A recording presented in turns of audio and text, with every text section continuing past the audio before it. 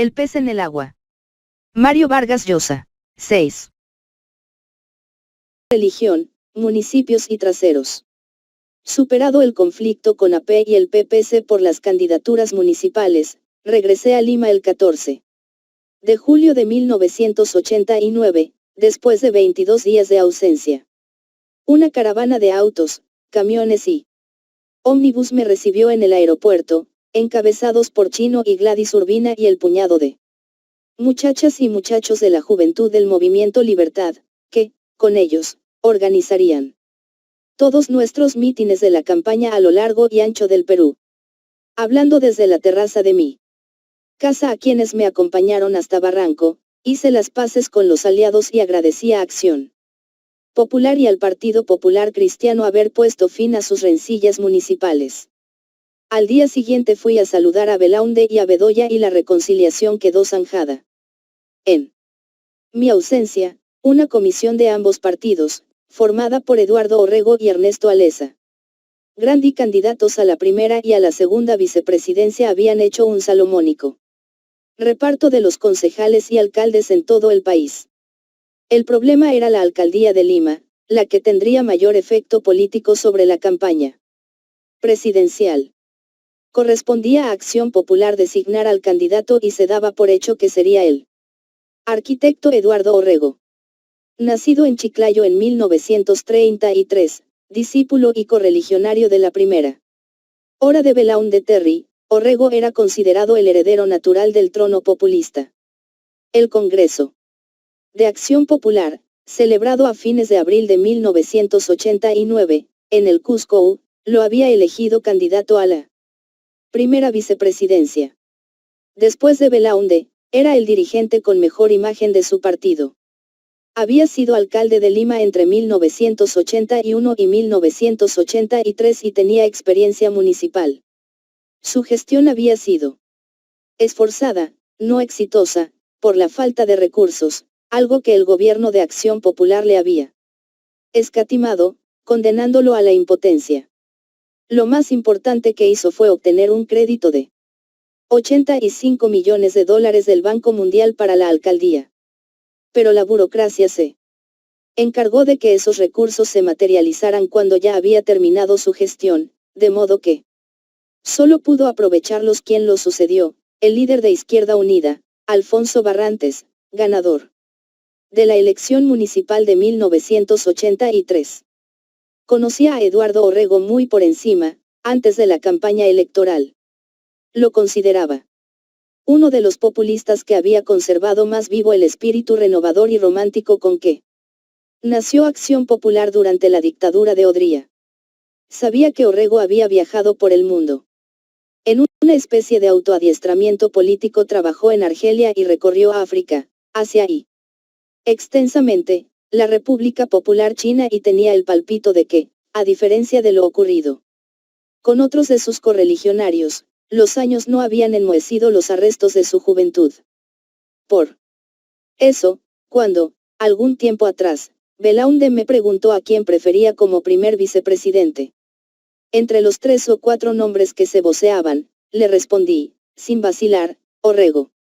Sabía que Eduardo había estado muy delicado, por una operación de corazón, pero me aseguraron que se había recuperado muy bien. Me alegró tenerlo de compañero, aunque, en aquel momento julio de 1989 todavía me preguntaba, no sin aprensión, cómo sería en el trato y trabajo cotidiano la persona llamada a reemplazarme en caso de vacancia de la presidencia. Resultó simpático, inteligente y divertido, siempre llano a interceder con Acción Popular para limar aristas y facilitar los acuerdos con los otros aliados y cuyas anécdotas y ocurrencias hacían amenos los largos viajes y las abrumadoras reuniones sociales de la campaña. No sé cómo se las arreglaba, pero, en todas las ciudades y pueblos, se desaparecía siempre unas horas, para explorar los mercados y los talleres de artesanos, o visitar a los secretos vaqueros, e infaliblemente reaparecía con un puñado de hallazgos folclóricos o arqueológicos o con algún pájaro o bicho vivo bajo el brazo. Entiendo que su pasión y la de Carolina, su mujer, por los animales han convertido su casa en un zoológico. Yo le envidiaba esa aptitud para preservar, en medio de nuestros absorbentes trajines, sus aficiones y curiosidades personales, pues yo tenía la sensación de que, a mí, la política me había privado de las mías para siempre. En toda la campaña no tuvimos una sola discusión y quedé convencido de que colaboraría conmigo en el gobierno de manera leal. Pero, aunque nunca me lo dijo, Eduardo me pareció un hombre desencantado de la política. Y, en lo íntimo, totalmente escéptico sobre las posibilidades de cambiar el Perú. A pesar de que, de una manera muy peruana, lo amortiguaba con bromas y risueñas anécdotas, algo ácido y triste, un fondo amargo, se traslucía en sus palabras cuando recordaba cómo, a su paso por el gobierno en la alcaldía de Lima o en su breve gestión de ministro de Obras Públicas había descubierto, a diestra y siniestra, entre amigos y adversarios, e incluso en las personas más insospechables, negociados, tráfico de influencias y robos. Por eso, a él, la corrupción del gobierno de Alan García no parecía sorprenderlo, como si la hubiera visto irse gestando y fuera inevitable culminación de inveteradas prácticas. Era como si esa experiencia, sumada a la sombría evolución de la política peruana desde los años de sus juveniles entusiasmos populistas, hubieran esfumado en Eduardo el dinamismo y la confianza en el Perú. En los mítines hablaba antes que yo. Lo hacía siempre brevemente, con uno o dos chistes contra el gobierno aprista, y dirigiéndose a mí como, presidente Mario Vargas Llosa, lo que solía provocar una ovación. La agitada, excluyente campaña no me permitió tener nunca con Orrego lo que muchas veces me tentó, una franca conversación, en la que hubiera tal vez llegado a conocer las razones profundas de lo que me parecía su incorregible decepción de la política, los políticos y, acaso, del Perú. Mi otro compañero en la lista presidencial, el doctor Ernesto Alesa Grandi, era muy diferente. Bastante mayor que nosotros, andaba por los 77 años, don Ernesto fue designado por el Partido Popular Cristiano candidato a la segunda vicepresidencia como una transacción entre el senador Felipe Osterlin y el diputado Celso Sotomarino, cuando, en el Congreso de su partido, celebrado entre el 29 de abril y el 1 de mayo de 1989, pareció que Sotomarino ganaría la nominación sobre Osterlin, a quien, hasta entonces, se daba por seguro hombre conflictivo, de carácter áspero. Sotomarino había sido un tenaz opositor a la idea del Frente, había atacado con frecuencia a Acción Popular y a Belaunde, y cuestionado mi candidatura de manera destemplada, de modo que su designación hubiera sido incongruente. Con buen criterio, Bedoya propuso al Congreso un candidato de transacción tras el cual todos cerraron filas, la venerable figura de Alesa Grandi. Apenó a muchos, entre ellos a mí, pues le tenía un alto concepto que Osterlin, abogado y maestro universitario de prestigio y con una excelente acción parlamentaria, no estuviera en la plancha presidencial, por lo que su energía y buena imagen hubieran aportado. Pero pronto descubrí que, pese a sus años, don Ernesto Alesa Grandi resultaba un espléndido sustituto. Éramos amigos, a la distancia. Alguna vez habíamos cruzado cartas privadas, polemizando cariñosamente sobre el tema del Estado, al que, en una conferencia, yo califiqué, siguiendo a Papper, de mal necesario. Don Ernesto, ortodoxo seguidor de la doctrina social de la Iglesia, y, como ésta, receloso del liberalismo, me reconvino en términos corteses, exponiéndome sus puntos de vista al respecto. Le contesté puntualizando los míos y creo que de aquel intercambio quedó claro, para ambos, que, pese a las diferencias, un liberal y un social cristiano como él podían entenderse, pues compartían un ancho denominador ideológico. En otras ocasiones, y siempre con sus finísimas maneras, don Ernesto me había hecho llegar las encíclicas de la Iglesia sobre el tema social, y sus propios escritos. aunque dichos textos solían provocar en mí más reticencias que entusiasmo. La teoría social cristiana de la supletoriedad, además de un trabalenguas, siempre me pareció una puerta por la que podía filtrarse, de contrabando, un encubierto control de toda la vida económica. Estas iniciativas de don Ernesto me causaron una grata impresión. He aquí, entre los políticos peruanos, alguien interesado en ideas y doctrinas, que entendía la política como hecho cultural. El no ser yo un creyente fue un motivo de preocupación, acaso de angustia, para los católicos que me apoyaban, en el Movimiento Libertad y en el Partido Popular Cristiano, sobre todo. Aquellos que no eran, como la mayoría de los que yo conocía, creyentes rutinarios, laxos, puramente sociales, sino que se esforzaban por vivir en coherencia con los dictados de su fe. Conozco pocos católicos de esta índole y don Ernesto Alesa Grandi es uno de ellos. Como lo atestigua su participación, siempre en primera línea, en las actividades promovidas por la Iglesia en el campo educativo o social y su propia vida profesional y familiar. Tiene 11 hijos, y su imagen de integridad y de honradez inmaculada que no habían sufrido el menor rasguño, y es mucho decir. En medio siglo de actuación pública. Al comenzar mi actividad política, adelantándome a lo que, era evidente, mis adversarios tratarían de explotar a fondo en los meses y años siguientes, expliqué en una entrevista con César Hildebrandt que yo no era creyente, tampoco un ateo, sino un agnóstico, pero que no discutiría en la campaña sobre religión.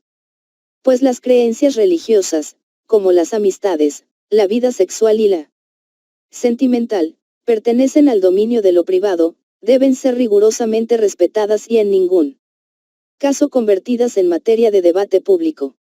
Precisé también que, como era obvio, quien gobernase el Perú, cualesquiera que fuesen sus convicciones, debía ser consciente de que la gran mayoría de peruanos eran católicos, y actuar con el debido respeto para con esos sentimientos.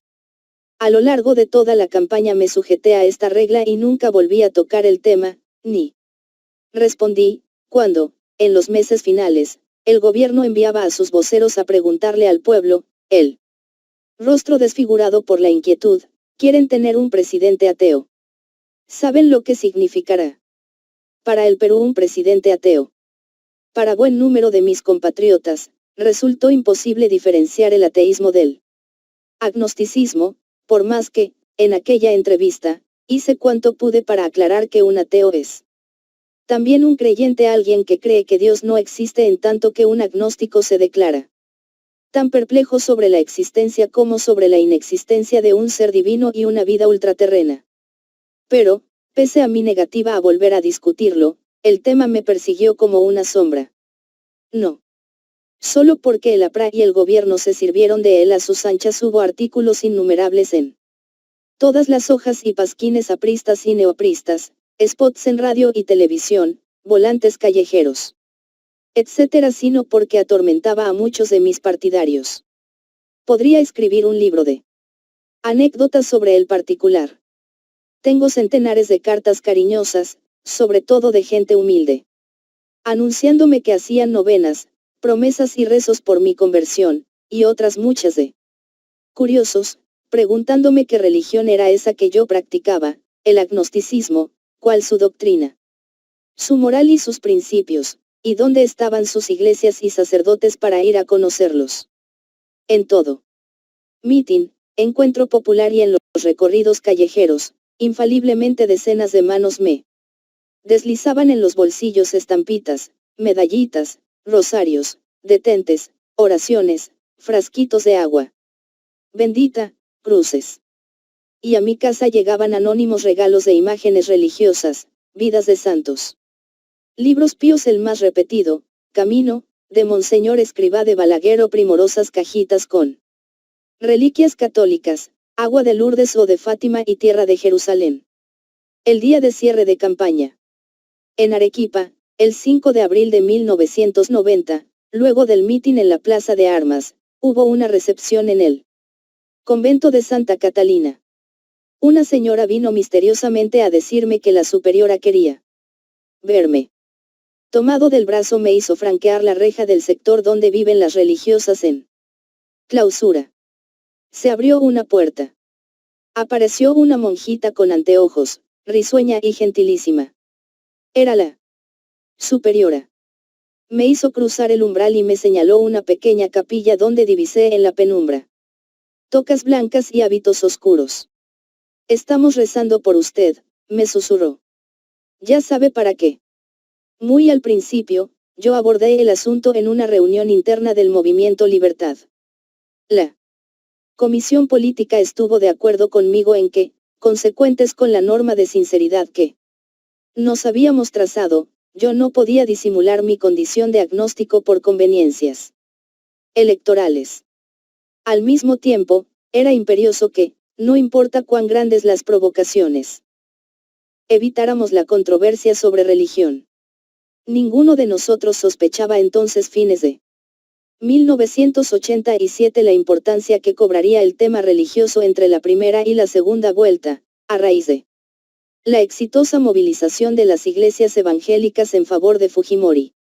En la dirigencia del Movimiento Libertad había un buen número de católicos del mismo fuste que don Ernesto Alessa Grandi, dedicados, consecuentes y muy próximos a la jerarquía o a determinadas órdenes o instituciones eclesiásticas, al extremo de que yo insinué una vez que, rodeado de gentes como ellos, era probable que las sesiones de nuestra comisión política las presidiera el Espíritu Santo.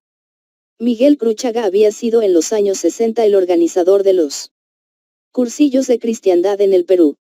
Lucho Bustamante mantenía una muy estrecha amistad con los jesuitas, en cuyo colegio había estudiado, y enseñaba en la Universidad del Pacífico, vinculada a la Orden. Nuestro flamante secretario departamental de Lima, Rafael Rey, era numerario del Opus Dei. Alguien que ha hecho los votos de obediencia, pobreza y castidad, la que, diré de paso, defendía a piedra y lodo contra los asaltos irrespetuosos de muchas libertarias.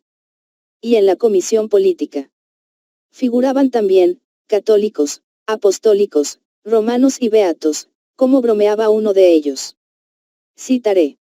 Entre los más notorios a Beatriz Merino, Pedro Cateriano y Enrique Chirino Soto.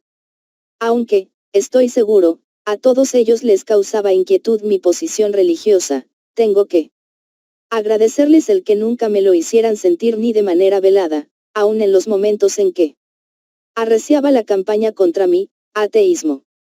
Es cierto que, en coherencia con lo que postulábamos sobre el respeto a la privacidad, nunca discutimos en el Movimiento Libertad asuntos religiosos.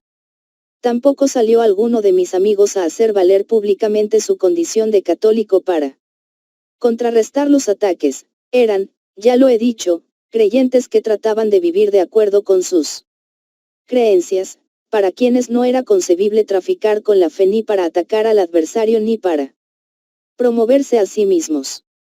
Este fue también el comportamiento de don Ernesto Alessa Grandi.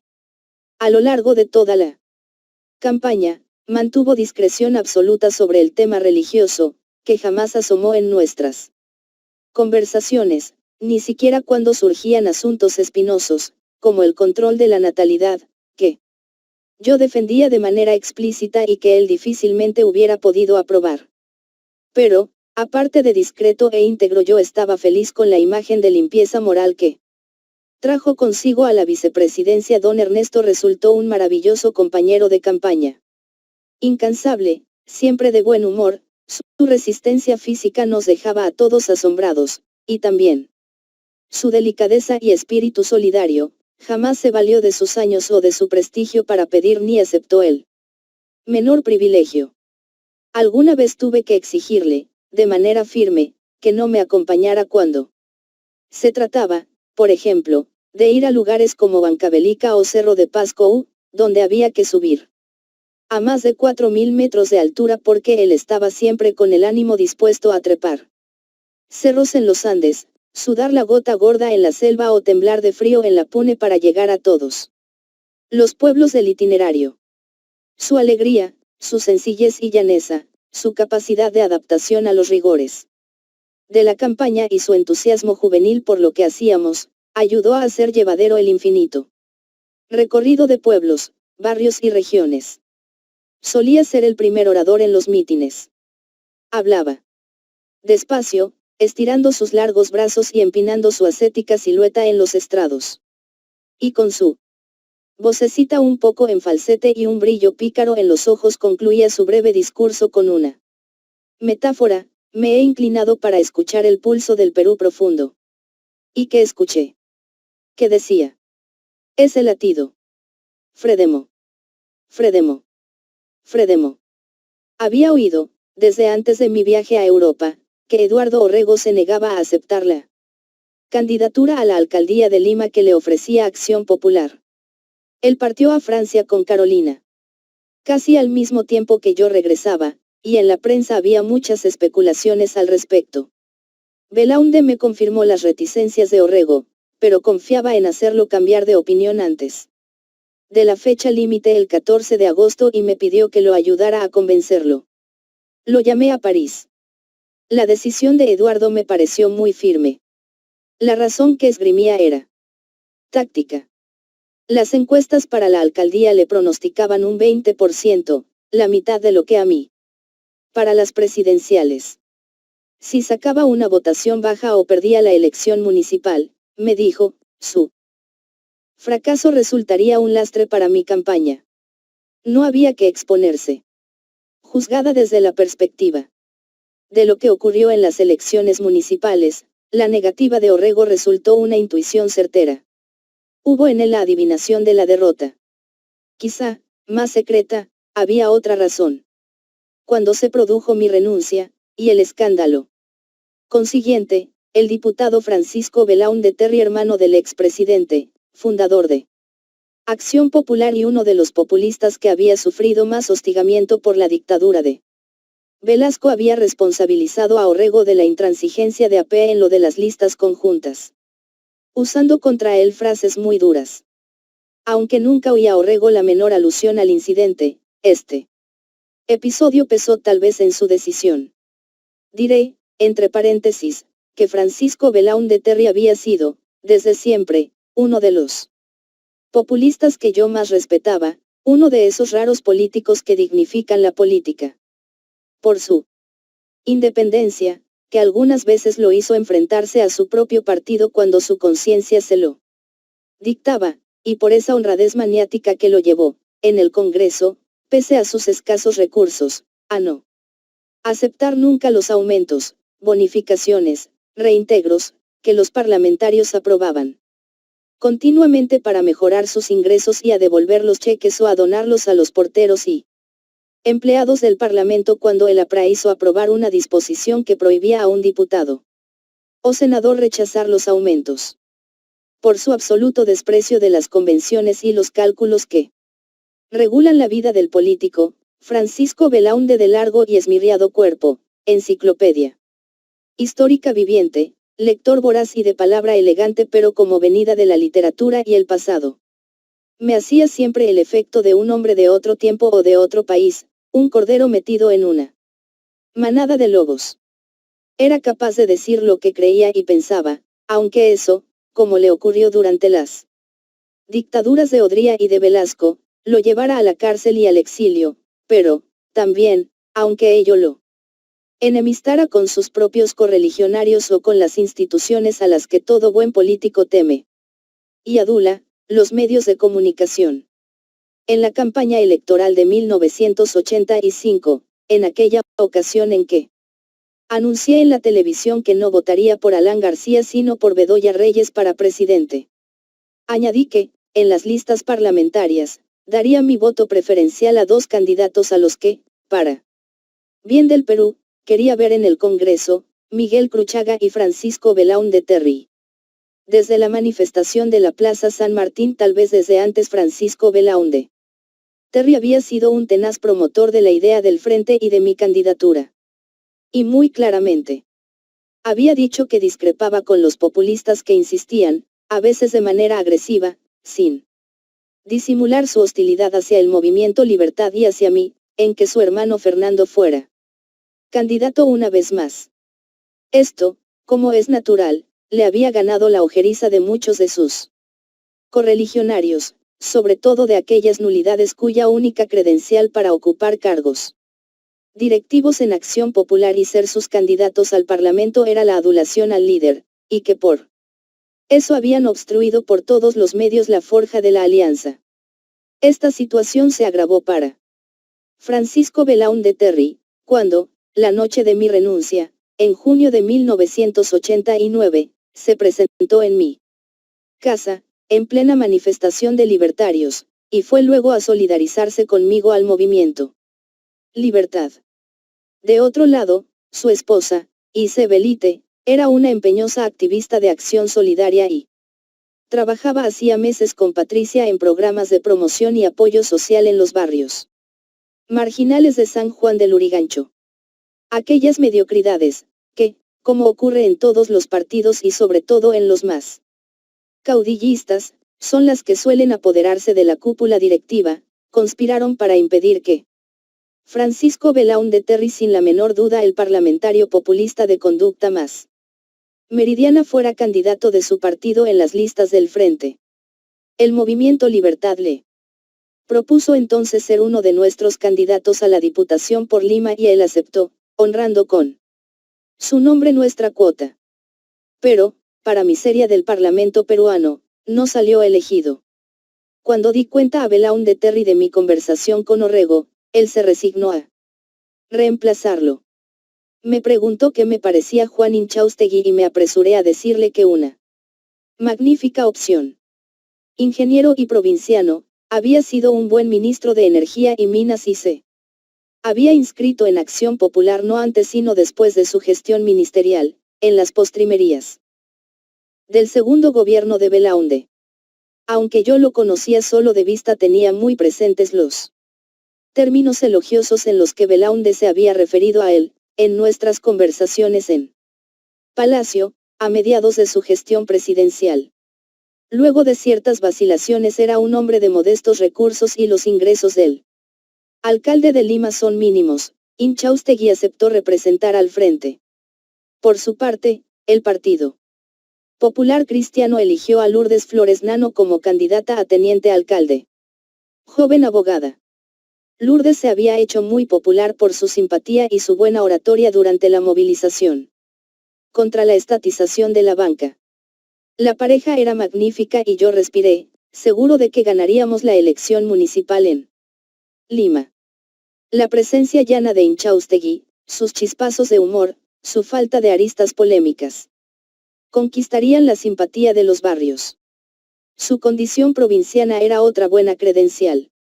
Aunque nacido en Arequipa, había estudiado y vivido en Cusco y se consideraba él mismo cusqueño, de modo que esto debería ganarle muchos corazones en esa ciudad de provincianos que se ha vuelto la capital del Perú. Y, a su lado, la juventud e inteligencia de Lourdes Flores Nano. Una cara nueva en la política peruana resultaba un excelente complemento. Sin embargo, a partir de septiembre, las encuestas empezaron a destacar, por encima de Inchaustegui, a un recién venido, Ricardo Belmont Casinelli, dueño de una radio y de un pequeño canal de televisión, en los que había conducido por varios años un programa muy popular, de diálogos abiertos. Habla el pueblo. Belmont no había hecho antes política ni parecía interesado en hacerla. Su nombre se asociaba más bien con los deportes, que practicaba y promovía. Había sido empresario de boxeo y a las maratones de la televisión pro fondos para la Clínica San Juan de Dios, que organizó varios años.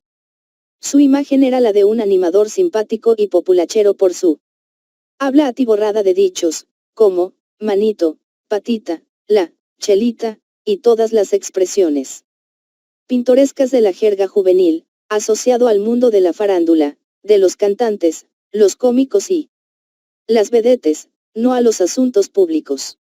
Sin embargo, en la elección municipal anterior, algunos órganos de prensa, entre ellos Caretas, habían mencionado su nombre como posible candidato independiente a la alcaldía de Lima. A mediados de julio de 1989, súbitamente Belmont convocó un mitin en la Plaza Grau, de La Victoria, en el que, acompañado por el compositor de música criolla Augusto Polo Campos, anunció la creación del movimiento cívico Obras y su candidatura. En las entrevistas de televisión que le hicieron, en las semanas siguientes, expuso unas ideas muy simples, que repetiría a lo largo de toda su campaña. Él era un independiente decepcionado de los partidos y de los políticos, pues nunca habían cumplido sus promesas. Era hora de que los profesionales y técnicos tomaran en sus manos la solución de los problemas. Añadía siempre que su ideario cabía en una fórmula, a favor de la empresa privada. Dijo también que iba a votar por mí en las presidenciales, porque mis ideas son las mismas de Vargas Llosa, pero que él no confiaba en mis aliados. ¿Acaso no habían estado AP y PPC en el gobierno? ¿Y qué habían hecho? Estas eran las cosas que Mark Mayo Brown hubiera querido que yo dijera, o mejor dicho, las que, según sus encuestas, querían oír los electores peruanos. Entre las personas que escucharon este mensaje, despotricando contra los políticos y los partidos, alguien tan novato como Belmont en estas lides, un oscuro ex rector de una universidad técnica llamado Fujimori, debió enderezar las orejas y llenarse de sugestiones. Desde que se anunció la candidatura de Belmont yo estuve seguro de que este llamado a los independientes y sus ataques al establecimiento político harían mella en nuestro electorado. Pero quien anticipó los hechos con exactitud fue Miguel Cruchaga. Recuerdo una conversación con él en la que lamentó que Belmont no fuera nuestro candidato, una cara nueva y sin embargo muy conocida, que, por debajo de la superficialidad y chabacanería de sus declaraciones, representaba lo que nosotros queríamos promover, un joven empresario que se había hecho a sí mismo, en favor de la iniciativa privada y el mercado, sin el estigma de un pasado político. El 27 de julio tuve una larga entrevista con Ricardo Belmont, en mi casa de Barranco, a la que asistió también Miguel Vega Alvear. Por los acuerdos internos del frente, no pude proponerle lo que, sin duda, hubiera aceptado ser nuestro candidato a la alcaldía, sino limitarme a hacerle ver el riesgo de que su candidatura, al dividir el voto independiente y democrático, terminase dándole una vez más la municipalidad de Lima a la PRA. Su candidata era Mercedes Cabanillas, o a la Izquierda Unida, cuya crisis interna, largamente fermentada, estalló en esos días y produjo su partición. Belmont estaba muy confiado. Mi alianza con los partidos le parecía una equivocación. Porque en el sector más popular, cuyos sentimientos él pulsaba a diario en sus programas, había un rechazo generalizado contra ellos y sobre todo contra Acción Popular. Él compartía ese criterio. Estaba dolido, además, porque el gobierno de Belaúnde había discriminado contra él, negándose a devolverle el canal que le expropió la dictadura militar, como había hecho con los otros canales de televisión. Mis electores están sobre todo en los sectores CYD, me aseguró, y a quien yo le voy a quitar votos no será al frente sino a la Izquierda Unida. A mí, mi propia clase, la burguesía, me desprecia, porque hablo en jerga y porque me creen un inculto. En cambio, aunque sea un blanquito, los cholitos y los negros de los pueblos jóvenes me tienen mucha simpatía y votarán por mí. Ocurrió como me lo dijo. Y fue también cierto lo que me prometió en aquella conversación. Con una alegoría que repetiría muchas veces, las elecciones municipales son el partido preliminar. Y en ellas yo y el frente debemos bailar con nuestro pañuelo. Pero la elección presidencial es el partido de fondo y allí saldré a apoyarte. Porque comparto tus ideas. Y porque necesito que seas presidente para tener éxito como alcalde de Lima. La campaña de Belmont fue muy hábil. Hizo menos publicidad en televisión que nosotros y que el APRA, recorrió una y otra vez las barriadas más humildes, declaró hasta el cansancio que estaba a mi favor pero en contra de los partidos ya quemados, y, para sorpresa de todos, en la polémica por televisión con Juan Inchaustegui, en la que estábamos seguros de que este lo abrumaría con su preparación técnica, quedó muy bien parado, gracias a los asesores que llevó, y, sobre todo, a su picardía criolla y su experiencia ante las cámaras. Los comicios municipales precipitaron la ruptura de la izquierda, reunida hasta entonces en una precaria coalición bajo el liderazgo de Alfonso Barrantes Lingán. Este liderazgo era cuestionado hacía tiempo por los sectores más radicales de Izquierda Unida, quienes acusaban al ex alcalde de Lima de caudillismo, de haber suavizado su marxismo hasta mudarlo en una posición socialdemócrata y, más grave aún, de haber hecho una oposición tan respetuosa al gobierno de Alan García que se parecía a la complicidad. Pese a esfuerzos desmedidos del Partido Comunista por evitar la ruptura, esta se produjo. Izquierda Unida presentó como candidato a la alcaldía de Lima a un católico de izquierda, el sociólogo y profesor universitario Henry Piz García, quien sería, también, su candidato a la presidencia de la República. El sector barrantista, por su parte, bajo la etiqueta de Acuerdo Socialista, lanzó a otro sociólogo, el senador Enrique Bernels, asimismo candidato a la primera vicepresidencia con Barrantes. Se acercaba el segundo aniversario del movimiento Libertad. Habíamos designado el 21 de agosto de 1987, fecha del mitin de la Plaza San Martín, como día de su nacimiento, y en la Comisión Política pensamos que esta era una buena ocasión para mostrar que, a diferencia de comunistas y socialistas, nosotros sí habíamos conseguido la unidad. El primer aniversario lo habíamos celebrado en la ciudad de Tacna, con una manifestación en el Paseo Cívico. Hasta poco antes de la hora anunciada para el mitin, apenas había unos cuantos curiosos en los alrededores de la tribuna. Yo esperaba en una casa vecina, de amigos de mi familia. Y, minutos antes de las 8, subí al techo a espiar. En el estrado, Pedro Cateriano, con voz estentórea y gesto convencido, arengaba al vacío. O poco menos, pues el paseo cívico se veía semidesierto, en tanto que, en las esquinas y veredas laterales, grupos de curiosos observaban con indiferencia lo que ocurría. Pero, media hora después, cuando ya había empezado el acto y estábamos en los himnos de rigor, los tacneños empezaron a afluir, y siguieron haciéndolo hasta cubrir un par de cuadras. Al final, una muchedumbre me acompañó por las calles y tuve que hablar de nuevo desde los balcones del hotel. Para celebrar el segundo aniversario elegimos el Coliseo Amauta de Lima, que Genaro Delgado Parker no se dio gratis, porque era muy amplio, cabían 18.000 personas y porque creímos que la oportunidad sería buena para hacer una exposición seria de la propuesta del Frente Democrático, reuniendo a todos nuestros candidatos a alcaldes y regidores en los distritos de Lima. Invitamos también a los principales dirigentes de AP, PPC, del SODE y de la UCI, pequeña agrupación, dirigida por el entonces diputado Francisco Díez Canseco, que luego se apartaría de la alianza. El programa constaba de dos partes. La primera, de bailes y canciones, fue confiada a Luis Delgado Aparicio, quien, de un lado, era un abogado especializado en cuestiones laborales y, de otro, una figura popular de la radio y la televisión por sus programas de salsa, o, como él dice, con inimitable estilo, de música, afro-latino-caribeño-americana, además de un eximio bailarín.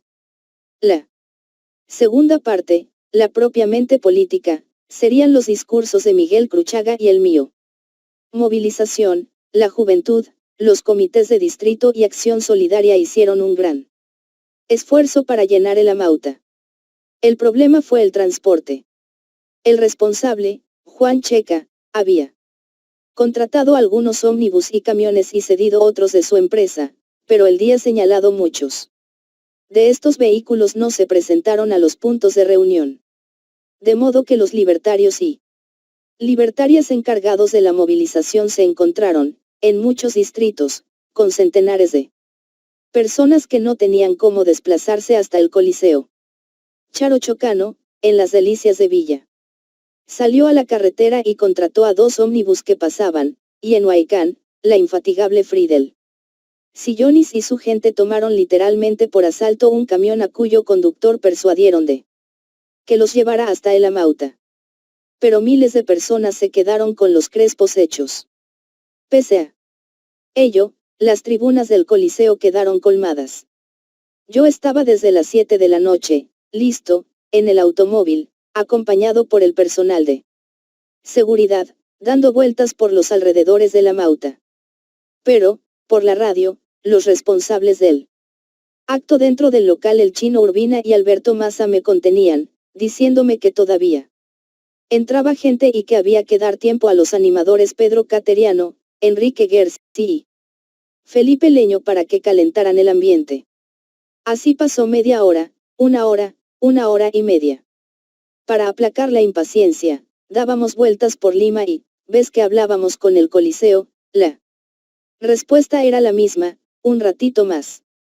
Cuando, al fin, me dieron luz verde y entré a la Mauta, había una contagiante atmósfera de fiesta y euforia, con las banderas y cartelones de los distintos comités flameando en las tribunas, y las barras de cada lugar compitiendo en cantos y estribillos. Pero habían pasado cerca de 2 horas de la hora fijada. Roxana Valdivieso cantaba, en la tribuna, el himno del movimiento. Hacía poco, Juan Inchaustegui y Lourdes Flores habían hecho una entrada triunfal que remataron bailando un hueinito. Y ya había terminado el espectáculo de Lucho Delgado Aparicio. Los diarios y canales hostiles hicieron luego un escándalo, porque, entre los números folclóricos, aparecieron de pronto unas rumberas en ropas ligeras bailando una furiosa salsa. Según la prensa, la visión de aquellas caderas, nalgas, senos y muslos disforzados había provocado sofocos y bochornos a muchos respetables parlamentarios del Partido Popular Cristiano, y alguno afirmó que don Ernesto Alesa Grandi, encarnación de la probidad, se había sentido agraviado por el espectáculo. Pero Eduardo Orrego me aseguró después que todo eso era falso y que, en verdad, don Ernesto había contemplado a las rumberas con perfecto estoicismo. Y me consta que Enrique Chirino Soto bufaba de felicidad por lo que vio.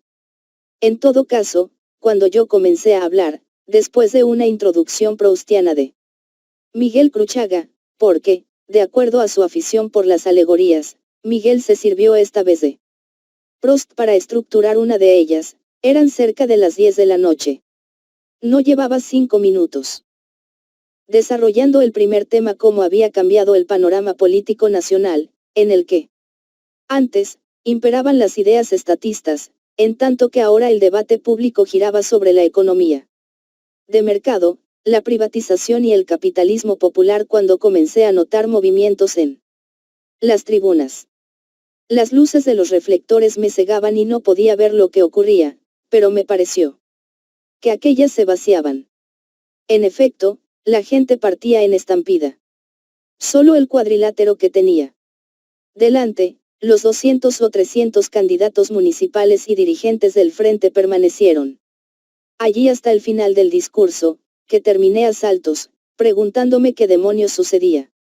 Los ómnibus y camiones habían sido contratados hasta las 10 de la noche y la gente, sobre todo la de apartados pueblos jóvenes, no quería regresar a su casa haciendo 5, 10 o 20 kilómetros andando. Total, que nuestra inexperiencia y descoordinación hizo que los festejos del segundo aniversario del movimiento fueran, en lo que a publicidad se refiere, un desastre. La República, la Crónica, El Nacional y demás publicaciones oficialistas destacaron las tribunas semivacías del Amauta mientras yo hablaba e ilustraron las informaciones con los traseros contoneantes de las rumberas de Delgado Aparicio. Para contrarrestar el mal efecto, Lucho Llosa produjo en esos días un spot mostrando otra cara de la celebración, tribunas pletóricas de gente y unas ñustas bailando un hueinito. 8. El Movimiento Libertad. El Movimiento Libertad se fraguó en el estudio de un pintor. Quienes habíamos organizado los encuentros por la libertad nos reunimos a fines de septiembre de 1987, convocados por Freddy Cooper, donde Fernando de Cislo. Entre cuadros a medio bosquejar y máscaras y mantos de plumas prehispánicos, cambiamos ideas sobre el futuro. El éxito de la lucha contra el intento de Alan García de nacionalizar los bancos nos había llenado de entusiasmo y de esperanza. El Perú estaba, pues, cambiando. Debíamos volver a nuestras ocupaciones, diciéndonos tarea cumplida, o valía la pena dar permanencia a esa naciente organización, con miras a las elecciones. La docena de amigos allí reunidos convinimos en continuar la actividad política. Crearíamos algo más amplio y flexible que un partido, un movimiento que reuniera a los independientes movilizados contra la estatización y echara raíces en sectores populares, sobre todo entre los comerciantes y empresarios informales. Ellos eran un ejemplo de que, pese al triunfo de la ideología estatista en las élites del país, había en el pueblo peruano un instinto emprendedor. Al mismo tiempo que intentaba organizar a esos sectores, el Movimiento Libertad elaboraría un programa radical y modernizaría la cultura política del Perú, enfrentando al colectivismo socialista y al mercantilismo una propuesta liberal. De las metas que nos fijamos en aquella conversación de muchas horas bajo el maleficio de los cuadros de Cislo, la que logramos a cabalidad fue el programa. El plan de gobierno que preparó el equipo presidido por Luis Bustamante Belaunde fue lo que concebimos esa mañana, un programa realista para acabar con los privilegios, el rentismo, el proteccionismo, los monopolios, el estatismo, abrir el Perú al mundo y crear una sociedad en la que todos tendrían acceso al mercado y vivirían protegidos por la ley. Este plan, lleno de ideas, animado por la decisión de aprovechar todas las oportunidades de nuestro tiempo para que los peruanos pobres y pobrísimos pudieran alcanzar una vida decente, es una de las cosas que me enorgullece de esos 3 años. La manera como trabajaron Lucho Bustamante, Raúl Salazar, quien, aunque pertenecía al SODE y no a Libertad, fue jefe del equipo económico del Frente, y las decenas de hombres y mujeres que dedicaron muchos días, con ellos, a esbozar un país nuevo, resultó para mí un formidable estímulo. Cada vez que asistía a las reuniones del Gabinete de Plan de Gobierno, o de las comisiones especializadas, aún las más técnicas como las de la reforma minera, aduanera, portuaria, administrativa o judicial, la política dejaba de ser esa actividad frenética, inane y a menudo sórdida, que ocupaba la mayor parte de mi tiempo, y se volvía quehacer intelectual, trabajo técnico, cotejo de ideas, imaginación, idealismo, generosidad. De todos los grupos sociales que intentamos atraer a Libertad, con el que más éxito tuvimos fue aquel del que salieron esos ingenieros, arquitectos, abogados, médicos, empresarios, economistas, que integraron las comisiones de plan de gobierno. En su gran mayoría, no habían hecho antes política y no tenían intención de hacerla en el futuro. Amaban su profesión y solo querían poder ejercerla con éxito, en un Perú distinto del que veían deshacerse. Reticentes al principio, llegamos a convencerlos de que solo con su concurso podíamos hacer de la política peruana algo más limpio y eficaz. Entre aquella reunión en el estudio de Cislo y el 15 de marzo de 1988 en que inauguramos el local del Movimiento Libertad, en Magdalena del Mar, mediaron 5 meses de afanes para captar adhesiones. Trabajamos mucho, pero a tientas. En el grupo inicial ninguno tenía experiencia como activista ni dotes de organizador. Y yo, menos que mis amigos. Haberme pasado la vida en un escritorio, fantaseando historias, no era la mejor preparación para fundar un movimiento político. Y. Mi brazo derecho en esta tarea, Miguel Cruchaga, amigo leal y queridísimo, primer secretario general de Libertad, que había vivido recluido en su estudio de arquitecto y era más bien huraño, tampoco estuvo en condiciones de suplir del todo mi ineficiencia. Pero no por falta de entrega, él fue el primero, en gesto que cabe llamar heroico, en abandonar su profesión para dedicarse a tiempo completo al movimiento. Así lo harían después otros, arreglándoselas como podían o malviviendo con las ayudas que Libertad alcanzaba a darles. De las plazas públicas, en esos meses finales de 1987 y primeros del verano de 1988, pasamos a casas particulares. Amigos o simpatizantes invitaban a muchachas y muchachos de la vecindad y Miguel Cruchaga y yo les hablábamos, respondíamos a sus preguntas y provocábamos discusiones que se prolongaban hasta tarde en la noche.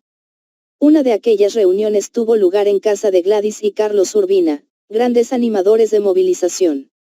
Y otra, donde Berta Vega Alvear, quien, con un grupo de mujeres, crearía poco después Acción Solidaria. Fue otra de nuestras metas resucitar a aquellos intelectuales, periodistas o políticos que, en el pasado, habían defendido tesis liberales, polemizando contra socialistas y populistas, oponiendo la teoría del mercado libre a la marea de paternalismo y proteccionismo que sumergió al Perú. Para eso organizamos las Jornadas por la Libertad. Duraban de 9 de la mañana a 9 de la noche. Había exposiciones destinadas a mostrar, con cifras, cómo las nacionalizaciones habían empobrecido al país, aumentado la discriminación y la injusticia, y cómo el intervencionismo, además de destruir la industria, perjudicaba a los consumidores y favorecía a mafias a las que el sistema de cuotas y dólares preferenciales enriquecía sin que tuvieran que competir ni servir al público. A explicar la economía informal como una respuesta de los pobres a la discriminación de que eran objeto por parte de una legalidad cara y selectiva, a la que solo accedían quienes tenían dinero o influencia política. Y a defender a esos vendedores ambulantes, artesanos, comerciantes y empresarios informales, de origen modesto, que habían demostrado en muchos campos el del transporte y la vivienda, sobre todo más eficiencia que el Estado y, a veces, que los propios empresarios formales.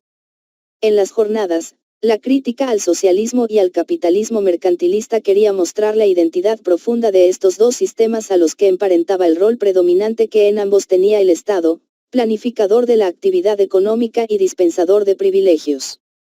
Tema recurrente era la necesidad de reformar ese Estado fortaleciéndolo, adelgazándolo, tecnificándolo y moralizándolo como requisito para el desarrollo.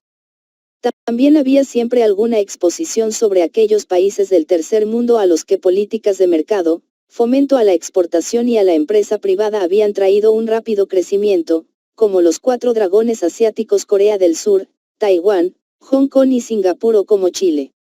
En todos estos países, las reformas económicas estaban en flagrante contradicción con la acción represiva de sus gobiernos y en las jornadas nos esforzábamos por mostrar que esto no era aceptable ni necesario. La libertad había que entenderla como indivisible, en lo político y en lo económico. El movimiento Libertad debía ganar para estas ideas un mandato electoral que nos permitiera materializarlas en un régimen civil y democrático. Una gran reforma liberal era posible en democracia, a condición de que una mayoría votara por ella. Por eso era imprescindible ser transparentes, explicando lo que queríamos hacer y su precio. Celebramos la primera jornada en el Hotel Crillon, en Lima, el 6 de febrero de 1988, la segunda, el 18, en la Hacienda San José, en Chincha, dedicada a temas agrarios, en Arequipa, el 26, una jornada de la juventud, en Lima, el 5 de marzo, el 12, una jornada en el pueblo joven de Huáscar, sobre la economía informal, y el 14 una jornada de la mujer, en la que participó por primera vez una abogada que se convertiría en una dirigente muy popular, aunque fugaz, del movimiento, Beatriz Merino. En las jornadas conseguimos centenares de adhesiones, pero lo importante de ellas ocurrió en el campo de las ideas. Para muchos asistentes era inusitado que una organización política hablara en el Perú sin complejos a favor del mercado, defendiera al capitalismo como más eficiente y justo que el socialismo y como el único sistema capaz de preservar las libertades, viera en la empresa privada el motor del desarrollo y reivindicara una cultura del éxito, en vez de aquella del resentimiento y la dádiva estatal que propugnaban con retórica distinta marxistas y conservadores. Como en casi toda América Latina, en el Perú la palabra capitalismo había pasado a ser tabú, salvo para denostarla. Recibí encarecidas recomendaciones de populistas y pepecistas de que no la usara en mis discursos. Los asistentes a las jornadas se dividían en grupos de estudio y discusión, y, luego de las exposiciones, teníamos una asamblea general. Al final Miguel Cruchaga, que diseñó el formato de las jornadas, me presentaba con una efervescente invocación y cerrábamos el acto cantando aquella canción de la Plaza San Martín que se convirtió en santo y seña del movimiento Libertad. La distinción entre movimiento y partido, que nos había ocupado mucho rato en el estudio de Cislo, resultó demasiado sutil para nuestras costumbres políticas. Pese a su nombre, Libertad funcionó desde un principio como algo indiferenciable de un partido. La inmensa mayoría de los afiliados lo entendió así y no hubo manera de disuadirla. Surgieron situaciones risueñas, resultado de hábitos enraizados por culpa del tradicional clientelismo. Como la sola idea del carné se asociaba a este sistema, que tanto los gobiernos de Acción Popular como de la PRA habían puesto en práctica, privilegiando para los puestos y favores públicos a los propios afiliados, que podían mostrar el carné, decidimos que el movimiento no tuviera carnés. La inscripción se haría en una simple hoja de papel.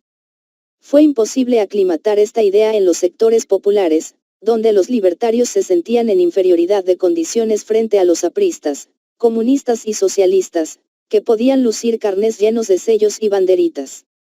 La presión para dar carnés que recibimos en el Comité Ejecutivo por parte de Juventud, Movilización, Acción Solidaria y de los comités provinciales y distritales fue indoblegable.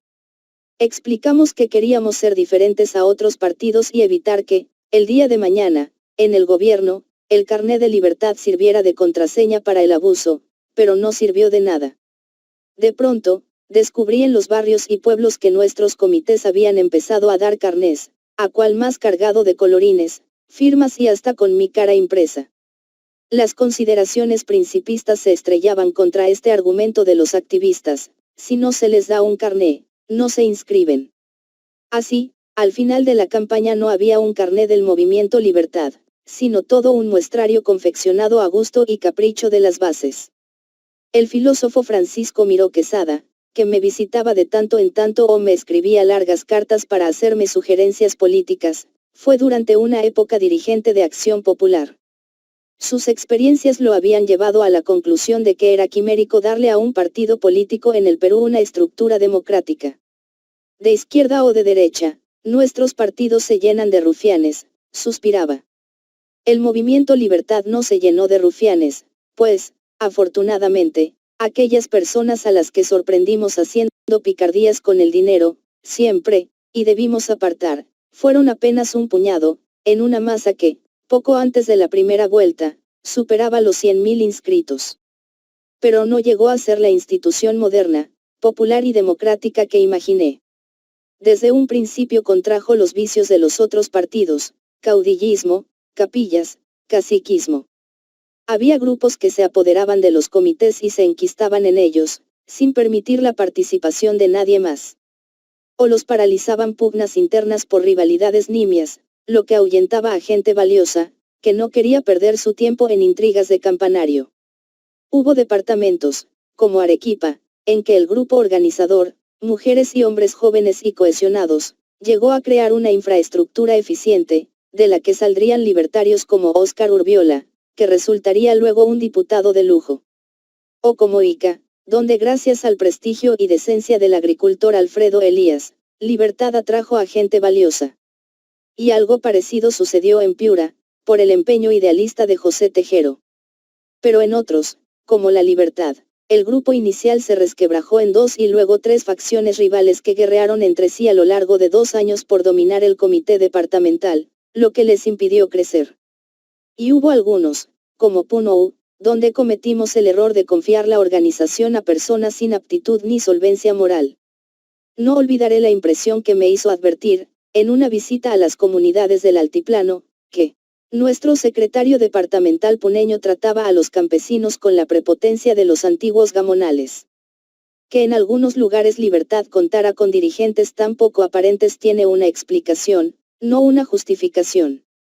De provincias nos llegaban adhesiones, grupos o personas que se ofrecían a echar los cimientos del movimiento y, en nuestra impaciencia por cubrir todo el país, aceptábamos las ofertas sin cribarlas, acertando a veces y otras errando de manera garrafal. Eso hubiera debido corregirse con recorridos sistemáticos de los dirigentes por el interior para hacer aquel trabajo oscuro, misionero, muchas veces aburrido, del activista, indispensable para edificar una buena organización política. No lo hicimos en nuestro primer año de existencia, y a ello se debió que en muchos lugares el movimiento Libertad naciera torcido. Después, resultó difícil enderezarlo. Advertí lo que iba a ocurrir pero no supe ponerle remedio. Mis exhortaciones en el comité ejecutivo y en la comisión política, para que los dirigentes salieran a provincias fueron poco efectivas. Viajaban conmigo, para los mítines, pero esas visitas veloces no servían a la organización. Las razones por las que se resistían no era tanto el terrorismo, como las infinitas penalidades que, debido al deterioro nacional, significaba cualquier viaje. Yo les decía a mis amigos que su vocación sedentaria tendría consecuencias lamentables. Y así fue.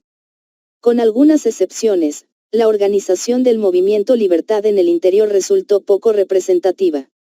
También en nuestros comités reinó y tronó esa figura inmortal, el cacique. Conocí a muchos en esos 3 años y, costeños, serranos o selváticos, parecían cortados por el mismo sastre. Eran, o habían sido, o irremediablemente serían senadores, diputados, alcaldes, prefectos, subprefectos. Su energía, habilidades, maquiavelismos e imaginación estaban concentrados en una sola meta: adquirir, retener o recuperar una partícula de poder por los medios lícitos o ilícitos a su alcance. Todos practicaban la filosofía moral que sintetiza este precepto: vivir fuera del presupuesto es vivir en el error. Todos tenían una pequeña corte o séquito de parientes, amigos y válidos a los que presentaban como dirigentes populares de los maestros, de los campesinos, de los trabajadores, de los técnicos, e instalaban en los comités que presidían. Todos habían cambiado de ideología y de partido como de camisa, y todos habían sido o serían en algún momento apristas, populistas y comunistas, las 3 principales fuerzas distribuidoras de prebendas en la historia del Perú. Estaban siempre allí, esperándome, en los caminos, en las estaciones, en los aeropuertos, con ramos de flores y bandas de música y bolsas de mistura, y los suyos eran los primeros brazos que me estrechaban al llegar a cualquier parte con el mismo amor con que habían abrazado al general Velasco, a Belaunde, a Barrantes, a Alán García, y siempre se las arreglaban para estar a mi lado en las tribunas, micrófono en mano, haciendo de presentadores y ofreciendo los mítines, y para salir conmigo en los periódicos y en la televisión. Eran siempre ellos los que, luego de las manifestaciones, intentaban cargarme en hombros, ridícula costumbre imitada de los toreros de la que me defendí, alguna vez, a puntapiés, y los patrocinadores de los infalibles agasajos, ágapes, cenas, almuerzos, pachamancas, que aderezaban con floridos discursos.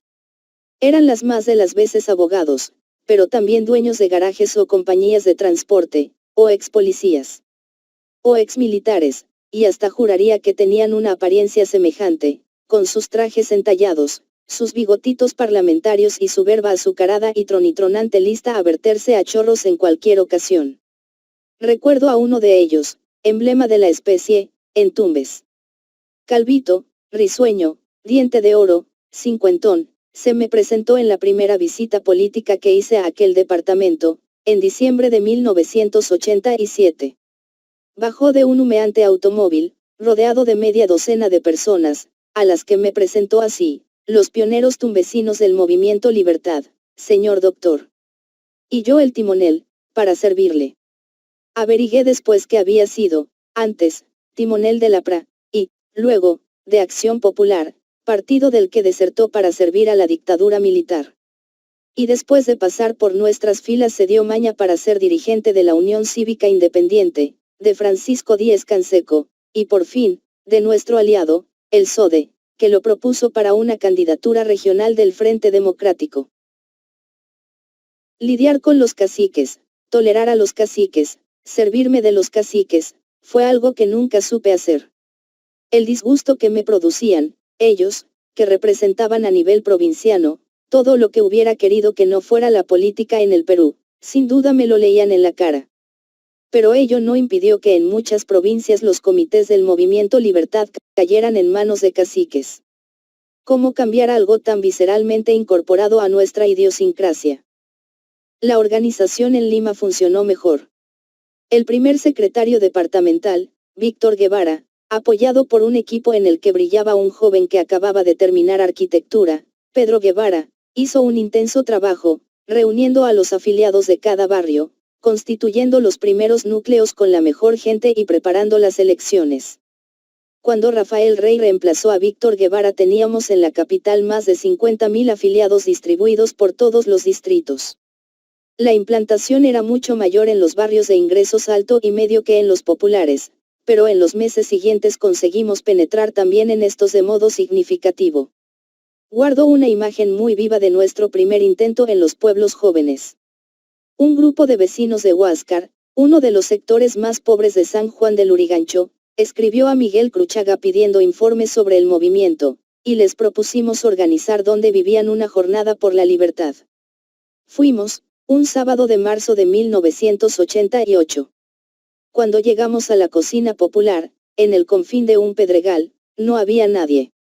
Fueron apareciendo, de a pocos, medio centenar de personas, mujeres descalzas, niños de pecho, curiosos, un borrachito que vitoreaba a la pra, perros que se metían entre las piernas de los expositores.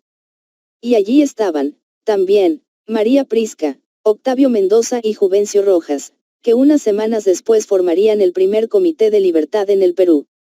Felipe Ortiz de Ceballos explicó cómo desburocratizando el Estado y simplificando el oneroso sistema legal existente, los comerciantes y artesanos informales podrían trabajar en la legalidad, la que sería un derecho accesible a todos, y el impulso que ello daría al bienestar popular. Habíamos llevado también a un próspero empresario, que comenzó de informal, al igual que muchos de los asistentes, a fin de que estos, que conocían tanto de fracasos, vieran que también era posible el éxito. Había ido con nosotros, a San Juan del Lurigancho, un grupo de mujeres que desde los días de la campaña contra la estatización trabajaba con entusiasmo indómito por libertad. Habían hecho pintas y banderas, llevado y traído gente a las plazas, recogido firmas, y en esos días barrían pisos, fregaban paredes y clavaban puertas y ventanas para que la casa que acabábamos de alquilar en la avenida Javier Prado estuviera en condiciones para la inauguración, el 15 de marzo. Ese local, sede del movimiento, funcionaría sobre todo gracias a mujeres como ellas, las voluntarias Cecilia, María Rosa, Anita, Teche, que permanecían allí mañana, tarde y noche, registrando adhesiones, manejando la computadora, escribiendo cartas, atendiendo la secretaría, ocupándose de las compras, del aseo, de la complicada maquinaria que es un local político. 6 de ellas, encabezadas por María Teresa Belaunde, decidieron, en esos días finales del verano de 1988, trabajar en los pueblos jóvenes y asentamientos humanos de la periferia de Lima. En ese inmenso cinturón urbano donde llegan los emigrados de los Andes campesinos que huyen de la sequía, del hambre, del terror puede leerse, por el material de las construcciones ladrillos, maderas, latas y esteras, como en capas geológicas, la antigüedad de las migraciones que son el mejor barómetro del centralismo y del fracaso económico nacional. Allí se encuentran los pobres y los miserables que suman 2/3 de la población de Lima. Y allí se viven los problemas más descarnados, la falta de viviendas, de agua y desagüe, de trabajo, de asistencia médica, de alimentación, de transporte, de educación, de orden público, de seguridad. Pero ese mundo, lleno de sufrimiento y violencia, arde también de energía, de ingenio y voluntad de superación. Allí había nacido ese capitalismo popular, la economía informal, que, si tomaba conciencia política de lo que representaba, podía convertirse en el motor de una revolución liberal. Así nació Acción Solidaria, que presidió Patricia a lo largo de toda la campaña. Fueron al principio solo 6 mujeres y, 2 años y medio más tarde, eran 300 y, en todo el Perú, unas 500, pues el ejemplo de las libertarias de la capital se extendió a Arequipa, Trujillo, Cajamarca, Piura y otras ciudades. La suya no era una tarea de beneficencia sino una militancia política que traducía en hechos la filosofía según la cual había que dar a los pobres los medios para salir de la pobreza por sí mismos. Acción Solidaria ayudó a organizar talleres, negocios, empresas, dio cursos de capacitación artesanal y técnica, gestionó créditos para obras públicas elegidas por los vecinos y prestó asesoría administrativa y técnica mientras se ejecutaban. Gracias a su esfuerzo surgieron decenas de comercios, artesanías y pequeñas industrias en los distritos más necesitados de Lima, así como incontables clubs de madres y guarderías infantiles. Y se construyeron escuelas, postas médicas, se abrieron calles y avenidas, se instalaron pozos de agua y hasta se llevó a cabo una irrigación en la comunidad campesina de Jicamarca. Todo sin apoyo oficial alguno y, más bien, con la hostilidad desembosada de ese Estado convertido en sucursal del partido aprista. Visitar los talleres de cocina, mecánica, costura, tejido, trabajo del cuero, las clases de alfabetización, de enfermería, comercio o planificación familiar, y las obras en construcción de Acción Solidaria, era para mí una emulsión de entusiasmo. Esas visitas me devolvían la seguridad de haber hecho bien metiéndome en política. Hablo de las mujeres de Acción Solidaria, porque fueron mujeres en su mayoría las que animaron esa rama del movimiento, pero muchos hombres colaboraron con ellas, como el doctor José Drasl, quien coordinó los cursillos de salud, el ingeniero Carlos Ará, responsable de las obras de desarrollo comunal, y el infatigable Pedro Guevara, quien asumió el trabajo en las zonas más deprimidas como un apostolado religioso. A muchas libertarias, Acción Solidaria les cambió la vida. Porque pocas habían tenido, antes de inscribirse en el movimiento, la vocación y la práctica de servicio social de la principal dirigente, María Teresa Belaunde. En su gran mayoría eran amas de casa, de familias de medianos o altos ingresos, que hasta entonces habían vivido una existencia más bien vacía, e incluso frívola, ciegas y sordas ante el volcán en ebullición que es el Perú de la miseria. Codearse diariamente con quienes vivían en la ignorancia, la enfermedad, el desempleo y sometidos a múltiples violencias, asumir un compromiso que era tanto ético como social, les abrió los ojos sobre el drama peruano e hizo nacer en muchas de ellas la resolución de actuar. Incluyo entre ellas a mi propia mujer. Yo vi a Patricia transformarse, trabajando en Acción Solidaria y en lo que sería su mejor fruto, el PAS, Programa de Apoyo Social, ambicioso proyecto para contrapesar los efectos del saneamiento de la economía en los sectores más pobres. Pese a odiar tanto la política, Patricia llegó a apasionarse con ese quehacer en los pueblos jóvenes, en los que pasó muchas horas de esos 3 años, preparándose para ayudarme en la tarea de gobernar nuestro país. Las mujeres de Acción Solidaria no tenían vocación política, pero yo esperaba que algunas asumieran más tarde responsabilidades públicas. Descubrir la rapidez con que llegaron a compenetrarse con la problemática de la marginalidad y a convertirse en promotoras sociales sin ellas el movimiento jamás hubiera echado raíces en los pueblos jóvenes, era un contraste saludable con los tráficos de los caciques o las intrigas en el frente. Cuando, a comienzos de 1990, elaboramos las listas parlamentarias, utilizando la facultad que me habían dado en el primer Congreso de Libertad, intenté convencer a 2 de las más dedicadas animadoras de Acción Solidaria, Diana de Belmont y Nani de Balarín, que fueran nuestras candidatas a una diputación por Lima. Pero ambas se negaron a cambiar por un escaño en el Congreso su trabajo en el Cono Sur. Desde los días de la Plaza San Martín había surgido el asunto del dinero. Organizar mítines, abrir locales, hacer giras, montar una infraestructura nacional y mantener una campaña de 3 años cuesta mucho dinero. Tradicionalmente, en el Perú, las campañas electorales sirven también para que, a su sombra, parte del dinero reunido termine en los bolsillos de los pícaros, que abundan en todos los partidos, y, en muchos casos, los frecuentan con ese fin. No hay leyes que regulen la financiación de los partidos ni de las campañas y, cuando las hay, son letra muerta. En el Perú esas leyes no existen.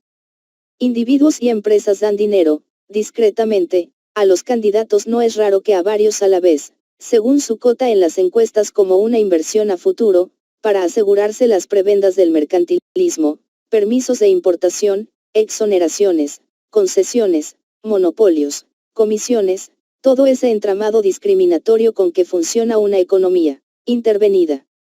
El empresario o industrial que no colabora sabe que el día de mañana estará en desventaja con sus competidores.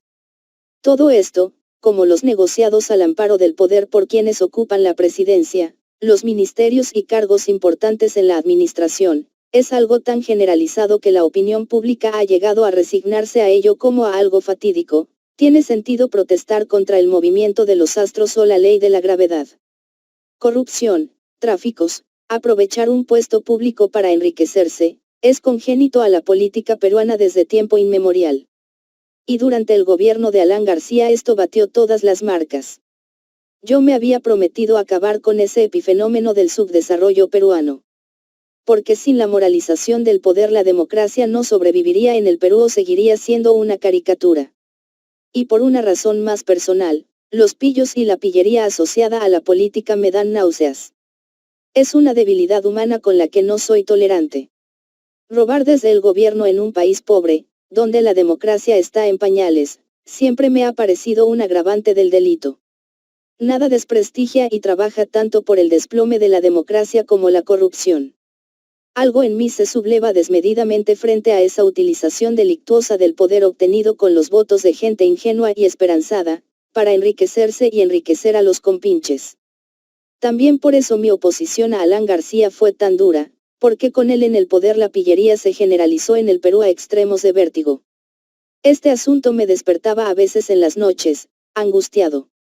¿Cómo impedir, si era presidente, que también en mi gobierno los ladrones hicieran de las suyas?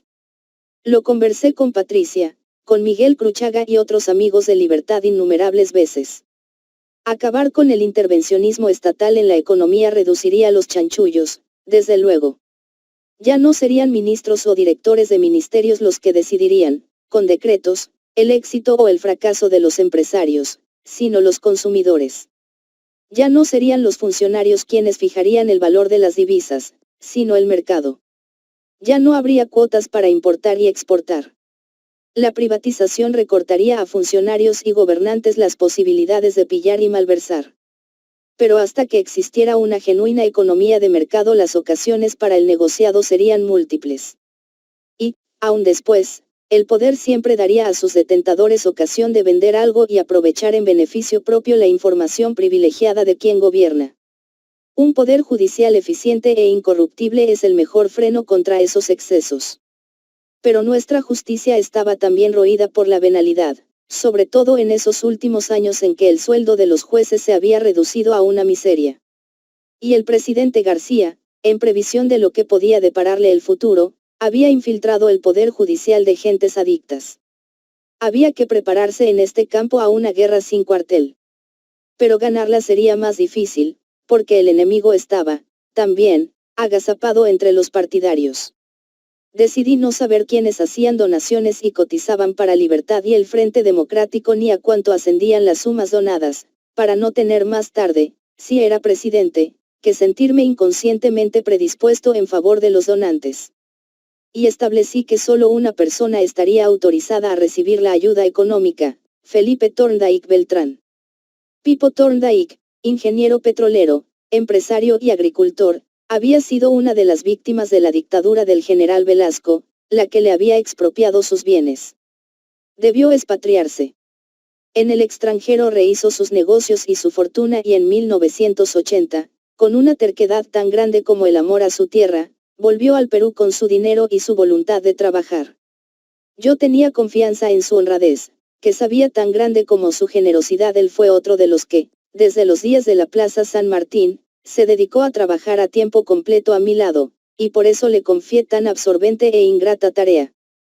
Y constituí un comité de personas de probidad indiscutible para que supervigilara los gastos de la campaña: Miguel Cruchaga, Luis Miró Quesada, Fernando de Cislo y Miguel Vega Alvear, a los que asistió, algunas veces, la secretaria de Administración Rocío Sillonis. 12 prohibí a todos ellos que 12 a diferencia de los 4 primeros, cuya lealtad no tengo cómo agradecer. Apenas perdimos las elecciones, esta última se apresuró a sacar un lujoso pasquín, cuya meta, en el corto tiempo que la desafección de los lectores le permitió vivir, fue servir de tribuna a los renegados del movimiento Libertad.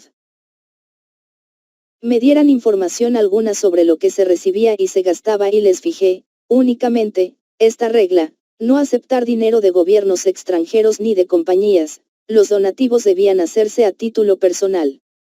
Esta disposición se cumplió al pie de la letra. Muy rara vez fui consultado o informado sobre este tema.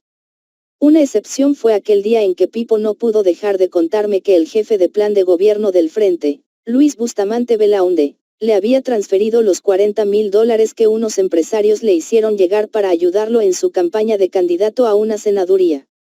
Las pocas veces que, en una entrevista, alguien me mencionó la posibilidad de una ayuda, lo interrumpí explicándole que los circuitos financieros de Libertad y del Frente no pasaban por mi casa. Entre la primera y la segunda vuelta, una de las tretas que urdió el gobierno para desprestigiarnos consistió en hacer designar, por la mayoría del Congreso, una comisión que citara a los candidatos a fin de que revelaran a cuánto ascendían sus gastos de campaña y sus fuentes de financiamiento. Recuerdo las miradas escépticas de los senadores de aquella comisión cuando les expliqué que no podía decirles cuánto llevábamos gastado en la campaña porque no lo sabía y las razones por las que no había querido saberlo. Terminada la segunda vuelta y pese a no existir ley que nos obligara a ello, a través de Felipe Thorndike y del jefe de campaña del Frente, Freddy Cooper, informamos a aquella comisión de nuestros gastos. Y así me enteré yo también de que habíamos recibido y gastado en esos 3 años el equivalente de unos 4,5 millones de dólares, 3/4 partes de ellos en avisos televisivos. La cifra, modesta para otras campañas latinoamericanas si se piensa en Venezuela o Brasil, es desde luego elevada para el Perú. Pero ella está lejos de las sumas astronómicas que, según los adversarios, dilapidábamos.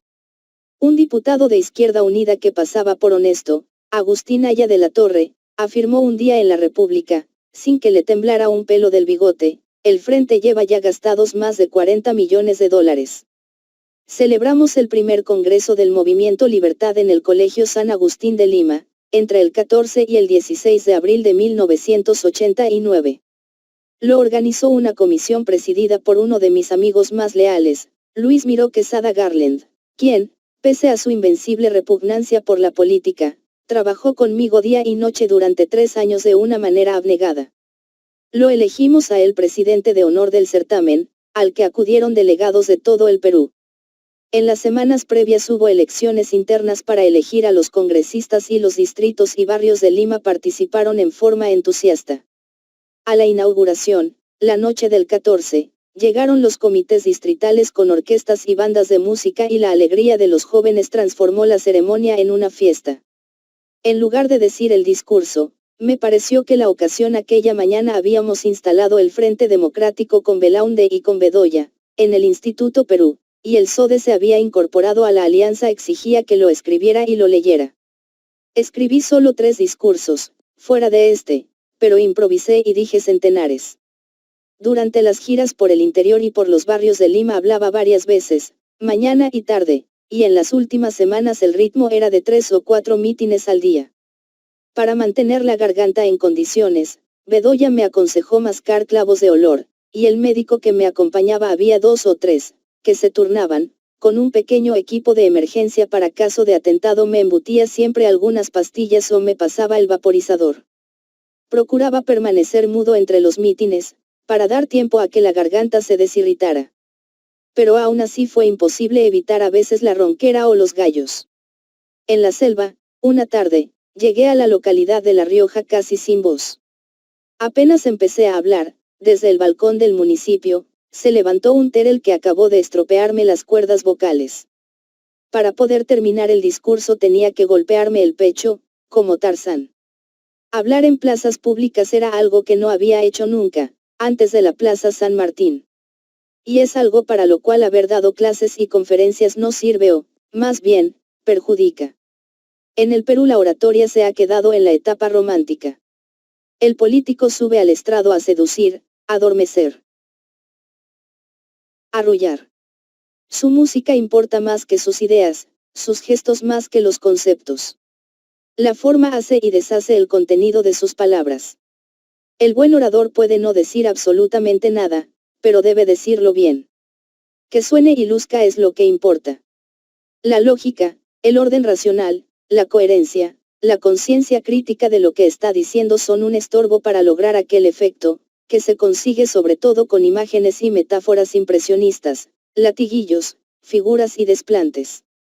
El buen orador político latinoamericano está más cerca de un torero o de un cantante de rock que de un conferencista o un profesor, su comunicación con el público pasa por el instinto, la emoción, el sentimiento, antes que por la inteligencia. Michel Leiris comparó el arte de escribir con una tauromaquia, bella alegoría para expresar el riesgo que debería estar dispuesto a correr el poeta o el prosista a la hora de enfrentarse a la página en blanco. Pero la imagen conviene todavía mejor al político que, desde lo alto de unas tablas, un balcón o el atrio de una iglesia, encara a una multitud enfervorizada. Lo que tiene al frente es algo tan rotundo como un toro de lidia, temible y al mismo tiempo tan ingenuo y manejable que puede ser llevado y traído por él si sabe mover con destreza el trapo rojo de la entonación y el ademán. La noche de la Plaza San Martín, me sorprendió descubrir lo frágil que es la atención de una multitud y su psicología elemental, la facilidad con que puede pasar de la risa a la cólera, conmoverse, enardecerse, lagrimear, al unísono con el orador. Y lo difícil que es llegar a la razón de quienes asisten a un mitin antes que a sus pasiones. Si el lenguaje del político consta en todas partes de lugares comunes, mucho más donde una costumbre secular lo mudó en arte encantatorio. Hice cuanto pude para no perseverar en aquella costumbre y traté de usar los estrados para promover ideas y divulgar el programa del frente, evitando la demagogia y el cliché. Pensaba que esas plazas eran el sitio ideal para dejar sentado que votar por mí era hacerlo por unas reformas concretas, a fin de que no hubiera malentendidos sobre lo que pretendía hacer ni sobre los sacrificios que costaría. Pero no tuve mucho éxito en ninguna de las dos cosas. Porque los peruanos no votaron por ideas en las elecciones y porque, a pesar de mis prevenciones, muchas veces noté sobre todo cuando la fatiga me vencía que, de pronto, resbalaba también por el latiguillo o el exabrupto para arrancar el aplauso. En los 2 meses de campaña para la segunda vuelta intenté resumir nuestra propuesta en unas cuantas ideas, que repetí, una y otra vez, de la manera más simple y directa, envueltas en una imaginería popular. Pero las encuestas semanales mostraban cada vez que la decisión de voto la tomaba la inmensa mayoría en función de las personas y de oscuros impulsos, nunca en función de los programas.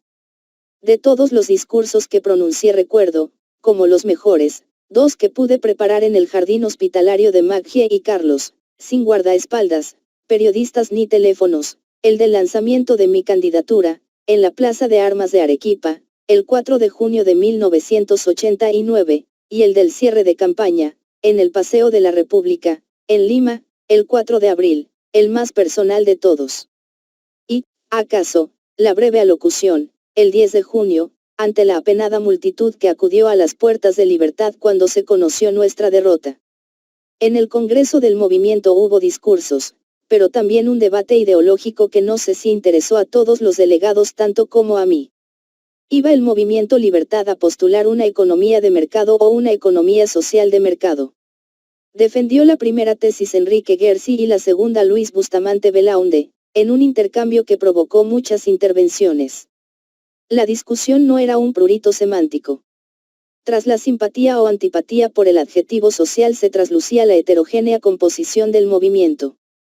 En él no solo se habían inscrito liberales, también conservadores, socialcristianos, socialdemócratas y un buen número la mayoría, tal vez sin postura ideológica, con una abstracta adhesión a la democracia o una definición negativa, no eran apristas ni comunistas y veían en nosotros una alternativa a aquello que detestaban o temían.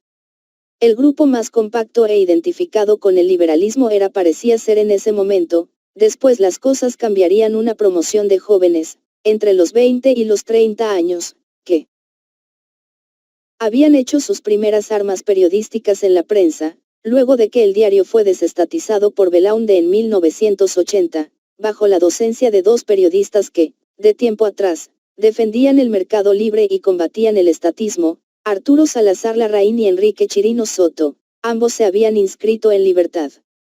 Pero estos jóvenes, entre los que se contaba mi hijo Álvaro, habían ido bastante más lejos que sus maestros. Decían ser entusiastas seguidores de Milton Friedman, de Ludwig von Mises o de Friedrich Hayek y el radicalismo de alguno Federico Salazar lindaba con el anarquismo, y a veces con la payasada. Varios habían trabajado o trabajaban todavía en el Instituto Libertad y Democracia, de Hernando de Soto, y 2, Enrique Gersi y Mario Ghibellini, eran coautores con aquel de El otro sendero, libro que había prologado yo 13 y en el que se demostraba, con apoyo de una exhaustiva investigación, cómo aquella economía informal, edificada al margen de la ley, era una respuesta creativa de los pobres a las barreras discriminatorias que imponía esa versión mercantilista del capitalismo que conocía el Perú. Aquella investigación, hecha por un equipo dirigido por Hernando de Soto, fue muy importante para la promoción de las ideas liberales en el Perú y marcó una suerte de frontera. De Soto había organizado, en Lima, en 1979 y 1981, dos simposios internacionales para los que trajo un elenco de economistas y pensadores: Hayek, Friedman, Gianfranco Isrebel y Hugh Thomas, entre otros, cuyas ideas fueron un ventarrón modernizador y refrescante en ese Perú que salía de tantos años de demagogia populista y dictadura militar. Yo había colaborado con Hernando en estos eventos, hablado en ambos, lo ayudé a formar el Instituto Libertad y Democracia, seguí de cerca sus estudios sobre la economía informal y quedé entusiasmado con sus conclusiones. Lo animé a volcarlas en un libro y, cuando lo hizo, además de prologarlo, promoví el otro sendero en el Perú y el mundo como no lo he hecho jamás con un libro mío. Llegué a insistir hasta la impertinencia con The New York Times Magazine para que me aceptaran un artículo sobre él, que apareció por fin el 22 de febrero de 1987, y que se reprodujo luego en muchos países. Lo hice porque pensaba que Hernando sería un buen presidente del Perú. Él lo creía también, así que nuestra relación parecía magnífica. Hernando era vanidoso y susceptible como una prima donna, y cuando lo conocí, en 1979, recién llegado de Europa, donde había vivido buena parte de su vida, me pareció un personaje un tanto pomposo y ridículo, con su español trufado de anglicismos y galicismos y sus cursilerías aristocráticas. Al apellido paterno le había añadido un coqueto, y por eso Belaunde se refería a él, a veces, como, ese economista con nombre de conquistador. Pero pronto creí descubrir bajo su exterior pintoresco una persona más inteligente y moderna que el común de nuestros políticos, alguien que podía liderar una reforma liberal en el Perú y a quien, por tanto, valía la pena apoyar en su frenesí publicitario, dentro y fuera del país. Es lo que hice, creo que con mucho éxito y, también, confieso, algo de embarazo, al conocerlo más de cerca y descubrir que estaba contribuyendo a fabricarle a De Soto una imagen de intelectual que, como dicen mis paisanos, lloraba al ser superpuesta sobre el original. Cuando la movilización contra la estatización, Hernando de Soto estaba de vacaciones, en la República Dominicana. Lo llamé, le conté lo que ocurría y él adelantó su regreso. Al principio mostró reservas contra el mitin de la Plaza San Martín, propuso, a cambio, un simposio sobre la informalidad en el Coliseo Amauta, pero, luego, él y toda la gente del Instituto Libertad y Democracia colaboraron con entusiasmo en su preparación. Su brazo derecho de entonces, Enrique Gersi, fue uno de los animadores y Hernando uno de los 3 oradores que me precedieron. Su presencia en ese estrado dio lugar a muchas presiones en la sombra, que yo resistí, convencido de que quienes se oponían a que hablara, entre mis amigos, alegando que sus palabrejas en inglés provocarían risotadas en la plaza, lo hacían por celos y no, como me aseguraban, porque les parecía un hombre con más ambiciones que principios y de dudosa lealtad. Su conducta posterior dio amplia razón a mis amigos. La víspera misma del mitin del 21 de agosto, del que era en teoría parte activa, De Soto celebró una discreta entrevista con Alan García. 13. La Revolución Silenciosa, en Hernando de Soto, El Otro Sendero, Lima, Editorial El Barranco, 1986, pp. 17 xx, reproducido en Contraviento y Marea, 3, pp. 333 a 348.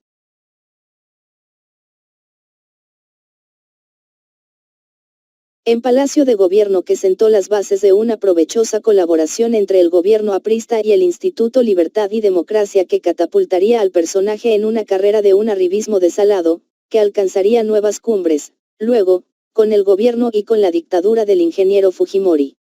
Aquella colaboración fue astutamente ideada por Alan García para publicitarse, de pronto, a partir de 1988, en uno de esos vuelcos acrobáticos de que los demagogos son capaces, como un súbito promotor de la propiedad privada entre los peruanos de escasos recursos, un presidente que realizaba una de nuestras aspiraciones, hacer del Perú un país de propietarios.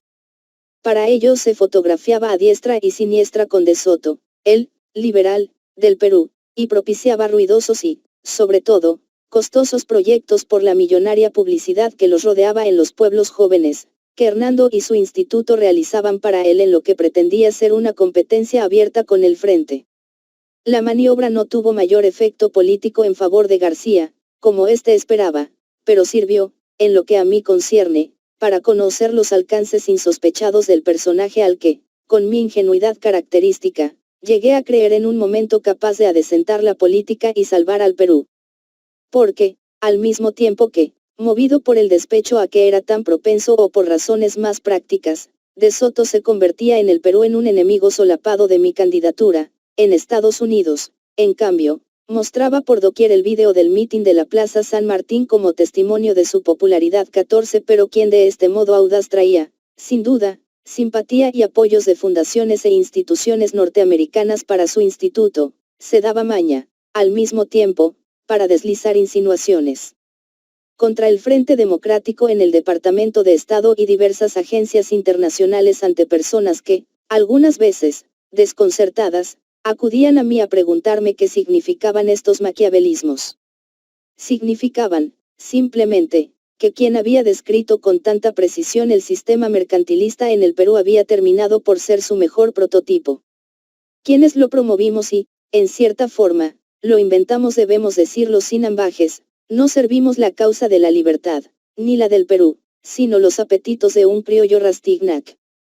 Pero de su raudo paso por el mundo de las ideas y los valores liberales quedó un buen libro. Y, en cierto modo, ese grupo de jóvenes radicales que, en el primer congreso del movimiento Libertad, defendieron con tanto calor la abolición de un adjetivo. El radicalismo y la exaltación de los jóvenes turcos, que acaudillaba Enrique Gersi, sobre todo del jacobino Federico Salazar, siempre pronto a denunciar cualquier síntoma de mercantilismo o de desviaciones estatistas, asustaba un poco a Lucho Bustamante, hombre ponderado, y que, como responsable de plan de gobierno, quería que nuestro programa fuera realista al mismo tiempo que radical, pues también existen las utopías liberales.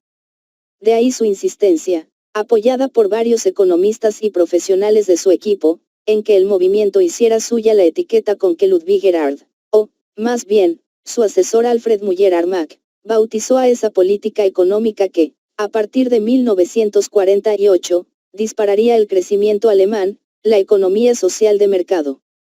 Yo me inclinaba por suprimir el adjetivo. No porque crea al mercado incompatible con toda forma de redistribución, tesis que ningún liberal suscribiría, aunque varíen los puntos de vista sobre los alcances que debería tener una política redistribuidora en una sociedad abierta, sino porque en el Perú se le vincula al socialismo más que a la igualdad de oportunidades de la filosofía liberal, y por razones de claridad de concepto. La dictadura militar había aplicado la palabra social a todo lo que colectivizó y estatizó, y Alan García martirizaba con ella a los peruanos en todos sus discursos, explicando que nacionalizaba la banca para que cumpliera una función social. La palabreja afloraba de tal modo en el discurso político que se había vuelto un ruido populista, no un concepto. Siempre sentí cariño por esos jóvenes excesivos, aunque también alguna vez uno me acusó de heterodoxia, y pasado el tiempo, dos de ellos, Ghibellini y Salazar C. 14, véase como ejemplo de estos malabares el artículo en The Wall Street Journal, del 20 de abril de 1990, de David Asman, un periodista sorprendido en su buena fe, atribuyendo a De Soto la autoría del Encuentro por la Libertad del 21 de agosto. Volverían unos politicastros bastante despreciables. Pero, en las fechas a las que me refiero, parecían generosos e idealistas. Y su pureza y su intransigencia, me decía yo, no serán útiles el día de mañana en la ímproba tarea de moralizar el país.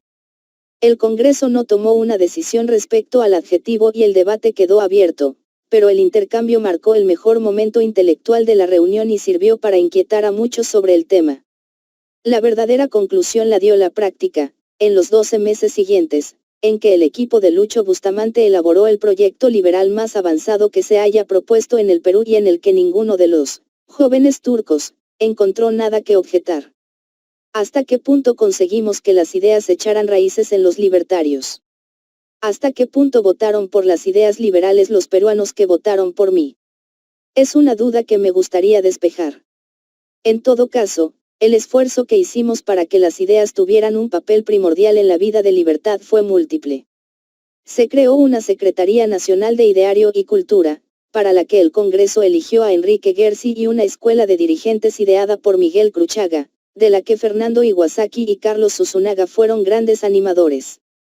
Poco después se incorporó a Libertad Raúl Ferrero Costa, que había sido decano del Colegio de Abogados, y un grupo de profesionales y estudiantes vinculados a él.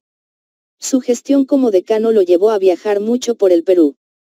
Al renunciar Víctor Guevara a la Secretaría Nacional de Organización pedía a Raúl que lo reemplazara, y, aunque él sabía lo arduo del cargo, consintió. En esa época, el secretario general, Miguel Cruchaga, apoyado por Cecilia, su mujer, había asumido una tarea excluyente: adiestrar a los 60.000 personeros que necesitábamos para tener un representante en cada una de las mesas electorales del país. El personero es la única garantía de que en una mesa no haya fraude. De manera que toda la organización quedó en manos de Ferrero. Raúl hizo un gran esfuerzo para mejorar la condición del movimiento en provincias. Secundado por una veintena de colaboradores, viajó incansablemente por el interior, constituyendo comités donde no existían y reorganizando los existentes. El movimiento Libertad creció. En mis recorridos veía, impresionado, que en alejadas provincias cajamarquinas, ancasinas, sanmartinenses o apurimeñas, me recibían grupos de libertarios en cuyos locales se divisaba, desde lejos, ese emblema rojo y negro de libertad cuya caligrafía tenía un aire de familia con el Solidarnosc polaco. En 1981, cuando se dieron en Polonia las leyes represivas contra el sindicato liderado por Walesa, yo había encabezado, con el periodista Luis Pasara, un mitin de protesta en el campo de Marte, y, supongo que por este precedente, muchos creyeron que el parecido de los símbolos había sido idea mía.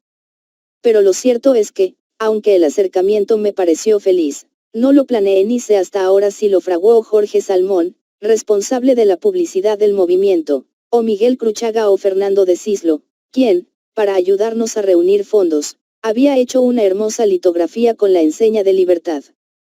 Acordamos celebrar elecciones internas en el movimiento antes de las nacionales. A muchos libertarios les pareció imprudente esa decisión, que distrajo recursos y energías y dio pretexto para disputas endógenas, cuando debíamos concentrarnos en luchar contra los adversarios, ahora que entrábamos a la recta final. Yo fui uno de los que defendió esas elecciones internas. Pensé que servirían para democratizar a muchos comités de provincias, que gracias a ellas se emanciparían de los caciques y saldrían fortalecidos con representantes de las bases.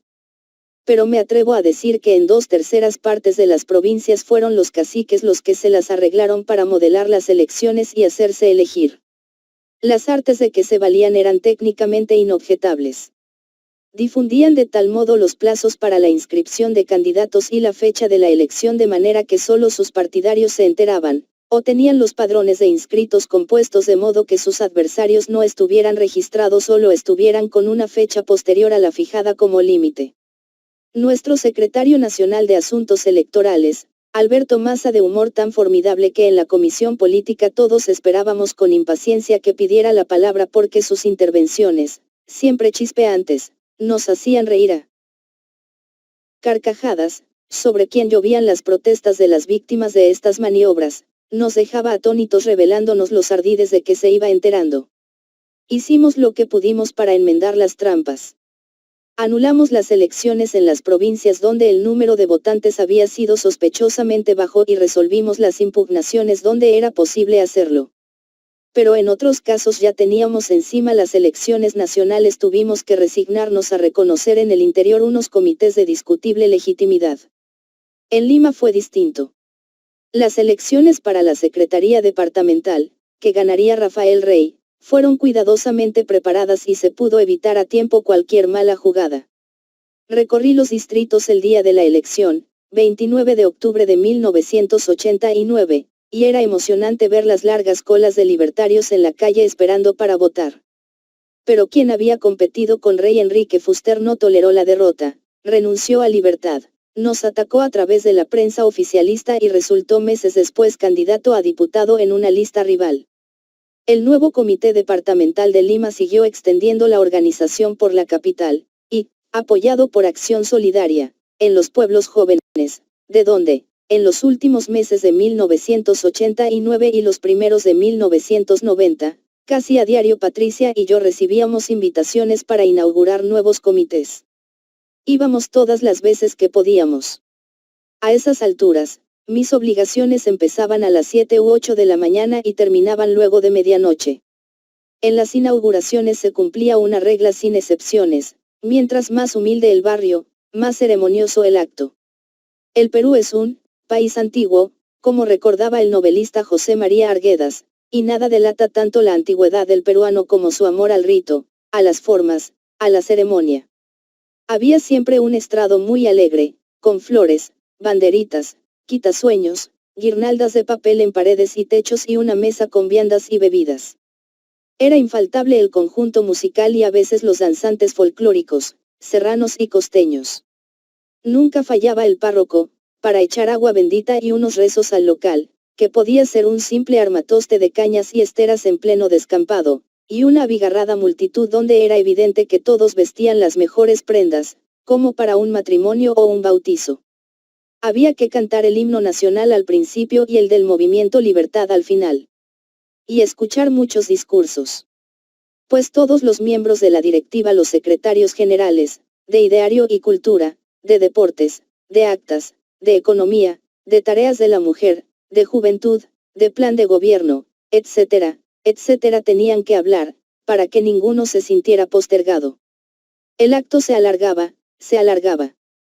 Y había después que firmar un acta de prosa barroca y leguleya, repleta de sellos, testificando que la ceremonia había tenido lugar y oleándola y sacramentándola. Y venía entonces el espectáculo, los huaynitos serranos, las marineras trujillanas, los bailes negros chinchanos, los pasillos piuranos. Aunque imploré, ordené, pedí explicando que con actividades de esta longitud todo el horario de campaña se iba al diablo, rara vez conseguí abreviar las inauguraciones, ni que me exoneraran de las sesiones de fotografías y de autógrafos, ni tampoco, por supuesto, de los puñados de pica pica, mistura demoníaca que se me metía por todo el cuerpo, llegaba a lo más recóndito y me producía una exasperante comezón. Pese a todo ello era difícil no sentirse ganado por la desbordante emotividad de esos sectores populares, tan distintos en esto de los peruanos de las clases medias y altas, inhibidos y tersos para expresar sus sentimientos. Patricia, a quien para mi sorpresa ya había visto para entonces dar entrevistas en televisión, antes se había negado siempre a hacerlo y pronunciar discursos en los pueblos jóvenes, cuando me veía regresar de esas inauguraciones, bañado de pies a cabeza de papel picado, solía preguntarme con toda maldad: ¿te acuerdas todavía que fuiste escritor?